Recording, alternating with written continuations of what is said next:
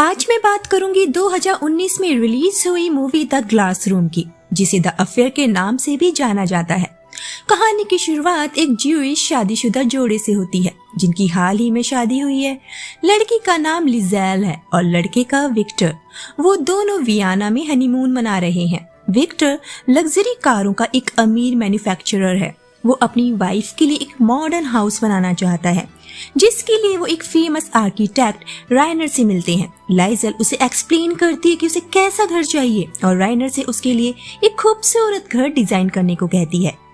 Victor काफी अमीर है, इसीलिए घर बनवाने में कितना भी खर्चा आए उन्हें परवाह नहीं। लेकिन उसे अपने इस घर में सिर्फ 3 चीजें चाहिए। पहली सिंप्लिसिटी, दूसरी क्लियरिटी और तीसरी लाइट यानी कि रोशनी।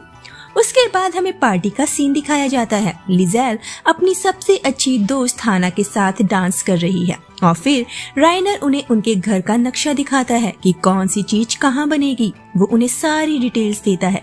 फिर वो उस जगह का दौरा करता है जहाँ उन्हें ये घर बनाना है। राइनर लिज़ेल की तरफ अट्रैक्ट है। वो उसे अपने रूम में इनवाइट करता है, लेकिन लिज़ेल मना कर देती है। बाद में राइनर उससे माफी मांगता है।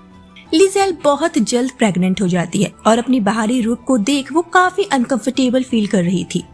हाना उसे समझाती है कि वो काफी खूबसूरत लग रही है। फिर वो एक गेम खेलते हैं जिसमें वो जान सकते हैं कि लिज़ेल के पेट में पल रहा बच्चा लड़का है या लड़की। इस गेम के दौरान हाना लिज़ेल के काफी करीब आ जाती है।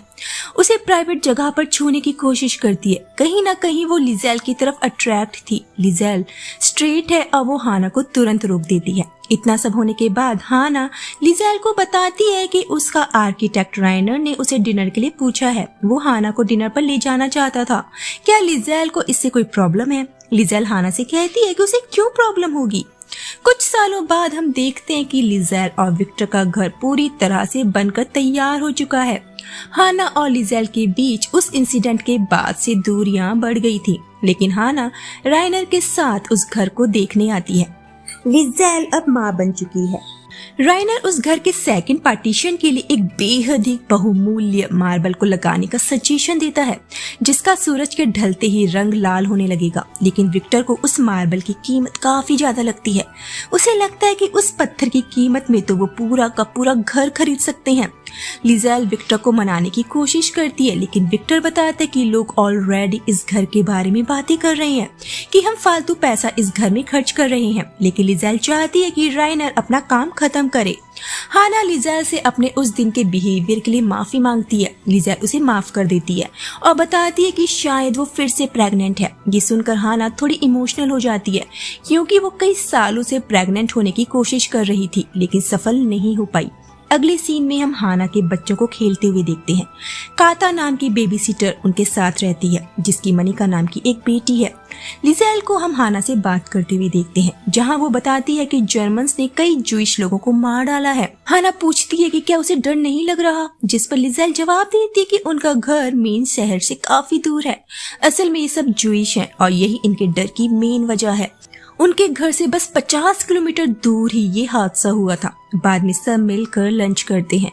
विक्टर और काटा जिस तरह से एक दूसरे को देख रहे थे, हाना उन्हें नोटिस करती है। अगले सीन में हम विक्टर को देखते हैं, जो काता की फोटोज खींच रहा है। काता बच्चों के साथ खेल रही थी और विक्टर उसे बड़ी ध्यान से देख रहा था। वो उसकी कई सारी फोटोज क्लिक करता है और रेड रूम में जाकर काता की फोटोज को बड़ी ध्यान से देखता है। विक्टर नाजिस के हमलों की वजह से परेशान है और जल्दी अपने परिवार को लेकर यहाँ से जाने की सोच रहा है। हाना उससे पूछती है कि काता और उसकी बेटी का क्या होगा। विक्टर बताता है कि वो उन्हें भी साथ ले जाएंगे। असल में हाना को काता और विक्टर के रिश्ते के बारे में सब पता है। लिज़ेल हाना के साथ शो देखने जा रही है, लेकिन वो टिकट्स घर पर ही भूल गई थी। हाना उसे वापस घर जाने से मना करती है, क्योंकि उसे पता है कि विक्टर और काता घर पर अकेली हैं। लेकिन लिज़ेल घर जाकर टिकट्स लाने की बात करती है। घर पहुंचकर उसे बेडरूम से कुछ आवाजें आती हैं और जब वो अपने बेडरूम में जाती है, वो विक्टर और काटा को इंटीमेट होते हुए देख लेती है। उसे सदमा लगता है और वो वहां से निकल जाती है। हाना जान जाती है कि लिज़ेल सब कुछ जान चुकी है। रात में जब लिज़ेल वापस आती है, वो काटा को कन्फ्रंट करती है और पूछती है कि क्या विक्टर को उसकी आवाज निकालना पसंद है। वो जानना चाहती है कि ये सब कब शुरू हुआ। काटा बताती है कि ये सब गर्मियों में शुरू हुआ था। ये जानने के बाद लिज़ेल को बहुत दुख होता है। उसने काता और उसकी बेटी को घर दिया था, नाजियों से बचाया था। काता उससे माफी मांगती है। वो बस इतना चाहती है कि लिज़ेल उसकी बेटी मरिका को अपने साथ ले जाए, वरना यहाँ जर्मन उनका बहुत बुरा हाल कर देंगे। लिज़ेल ये सब होने के बाद एक पल भी यहाँ नहीं रुकना चाहती। हाना और लिज़ेल विक्टर की बेवफाई के बारे में चर्चा करते हैं, लेकिन लिज़ेल विक्टर को नहीं छोड़ सकती क्योंकि उसका पति होने के साथ साथ वो उसके बच्चों का बाप भी है। लिज़ेल हाना को भी उसके साथ चलने को कहती है, वरना नाजीज उसे नहीं छोड़ेंगे, लेकिन हाना मना कर देती है। हाना फिर से लिज़ेल के करीब आने की कोशिश करती है, लेकिन हर बार की तरह लिज़ेल एक बार फिर उसे ठुकरा देती है। विक्टर अपनी फैमिली के साथ एयरपोर्ट पर है। वो चेक रिपब्लिक छोड़ रहे हैं। नाजीज ने यहाँ कब्जा कर लिया है। ज्यूस लोगों को भागने पर मजबूर होना पड़ रहा है। लिज़ेल अपने सपनों का घर छोड़ने पर मजबूर है। विक्टर काता को अपने साथ ले जाना चाहता है, लेकिन काता के पेपर्स पूरे नहीं थे, जिस वजह से काता उनके साथ नहीं जा पाती। लेकिन लिज़ेल उसकी बेटी मरिका को अपने साथ ले जाती है। जब वो सब चौपड़ में बैठते हैं, विक्टर काता के आने का बेसब्री से इंतजार कर रहा है और उसे लेने के लिए अंदर भागता है। पुलिस वाले विक्टर के सर पर हमला कर देते हैं। विक्टर काता के प्यार में पूरी तरह से पागल हो चुका था। मरिका भी चौपड़ से उतरकर काता के पास भाग जाती है। कहानी कुछ साल आगे जाती है। लिज़ेल अपनी फैमिली के साथ क्यूबा में शिफ्ट हो गई है और हाना को लेटर्स लिखा करती है, जो अभी भी चेक रिपब्लिक में अपने पति ऑस्कर के साथ रहती है। विक्टर अपने काम में ही बिजी रहता है और काटा को ढूंढने की हर संभव कोशिश कर रहा है। लिज़ेल काफी अकेला फील करती है। विक्टर और उसके बीच दूरियां बढ़ गई हैं। हाना और ऑस्कर के अकाउंट्स फ्रीज कर दिए गए हैं। जर्मन्स के कब्जे में उनकी सारी प्रॉपर्टीज हैं। हाना भी लिज़ेल को लेटर्स लिखकर उसे अपने हाल के बारे में बताती रहती है। लिज़ेल को हाना का लेटर मिलता है, जिसमें उसने काता के बारे में लिखा था। काता को पैसों की जरूरत है ताकि वो अपनी बेटी को प्राग भेज सके, जो चेक रिपब्लिक की कैपिटल है। विक्टर जानना चाहता है कि काटा कहाँ है। वो काटा के लिए दिन रात रोता है। उसके वीडियोस देखकर उसे याद करता है। लिज़ेल का ग्लास हाउस अब एक नाजी इंजीनियर को रहने के लिए दे दिया गया है, जिसका नाम स्थल है।